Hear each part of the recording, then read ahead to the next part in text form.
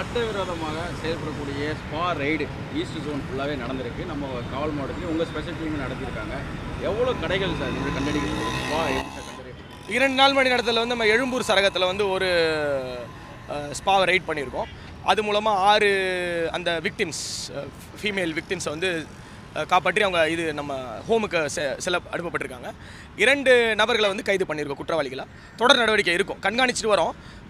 ஸ்பாவில் 2 வகை இருக்குது. ஒன்று வந்து லைசன்ஸ் இருந்து இல்லீகலாக செயல்படுறவங்க, 2 வந்து லைசன்ஸ் இல்லாமல் இல்லீகலாக செயல்படுறவங்க. கண்காணித்து வரோம். அதில் மாண்புமிகு சென்னை உயர்நீதிமன்றம் ஒரு ப்ரொசீஜர் கொடுத்துருக்காங்க, இப்படி தான் அதை சோதனை செய்யணும்னு சொல்லிட்டு. ஸோ அதுக்கேற்ற மாதிரி கண்காணிச்சிட்டு வரோம். விரைவில் கூடிய கடும் நடவடிக்கை இருக்கும். அன்று ஒரு பெண் வந்துட்டு காவல்துறை விசாரணைக்கு பயந்து விழுந்ததாக சொல்லி சொல்கிறாங்க. நீங்கள் என்ன நடந்துச்சு? அவங்க அது அது அந்த அந்த வழக்கு வந்து விசாரணையில் இருக்குது. பட் காவல்துறையோட விசாரணைக்கு பயந்து அவங்க போய் விடலை. அவங்க காவல்துறை பண்ணதில் எதுவும் இல்லை, அவங்க தவறுதலாக தான் விழுந்திருக்காங்க. அது விசாரணையில் இருக்குது, அந்த வழக்கு விசாரணையில் இருக்குது. அதில் அந்த உரிமையாளர் கைது செய்யப்பட்டார். இன்னைக்கு கைது பண்ணப்பட்டிருக்காரு. 2 நாள் அப்ஸ்காண்டிங்கில் இருந்தார், இன்றைக்கி கைது செய்யப்பட்டிருக்காரு. அருள் என்கிற நபர் கைது செய்யப்பட்டிருக்கிறார்.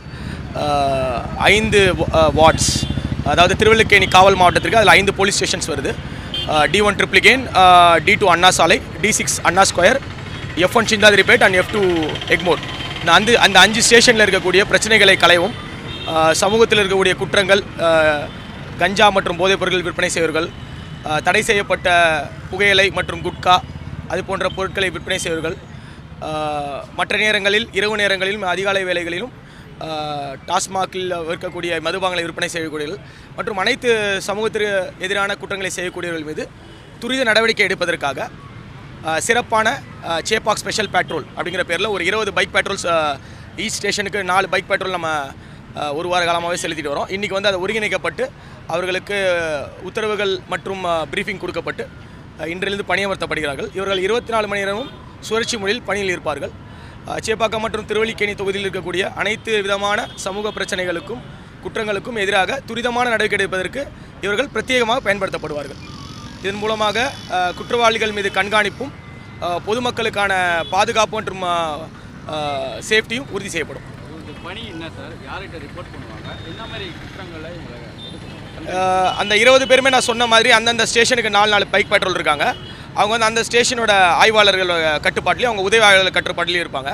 பொதுவாக அவங்களுக்குன்னு ஒரு இலாக்கா பிரித்து கொடுக்கப்படும். அங்கே வந்து இருக்கக்கூடிய பொது இடங்கள், flyover bridges, public places, public toilets, parks, கார்ப்பரேஷனுக்கு மற்றும் பப்ளிக் அமெனிட்டிஸ் இருக்கக்கூடிய ஏரியாஸ், அப்புறமா வந்து பொதுவாக இருட்டாக இருக்கக்கூடிய இடங்கள் இல்லது ஆள் நடமாட்டம் இல்லாத இடங்கள் இல்லாமல் இருக்கக்கூடிய இடங்களில் வந்து ரோந்து பணி சென்று அங்கே ஏதாவது சமூகத்துக்கு எதிரான குற்றங்கள் நடக்குதா, இல்லை தடை செய்யப்பட்ட பொருட்கள் யாராவது விற்கிறார்களா, கஞ்சா இல்லை அதை சம்மந்தப்பட்ட ட்ரக்ஸ் மாதிரியான விஷயங்கள் யாராவது விற்கிறார்களான்னு சொல்லி ரோந்து பணியில் தகவல் சேகரித்து அவங்கள தேவைப்பட்ட கைது நடவடிக்கை ஈடுபட்டு அவர்களை காவல் நிலையத்துக்கு அழைத்து வந்து பின்பு கேஸ் வழக்கு தொடுப்பதற்கான வேலையை செய்வதற்கு மற்றும் சரித்திர பதிவேடு குற்றவாளிகள் இருப்பாங்கள்ல அவங்கள கண்காணிக்கிறதுக்காகவும் பிரத்யேகமாக பிரிக்கப்பட்ட ரோந்து வாகனங்கள் இவர்.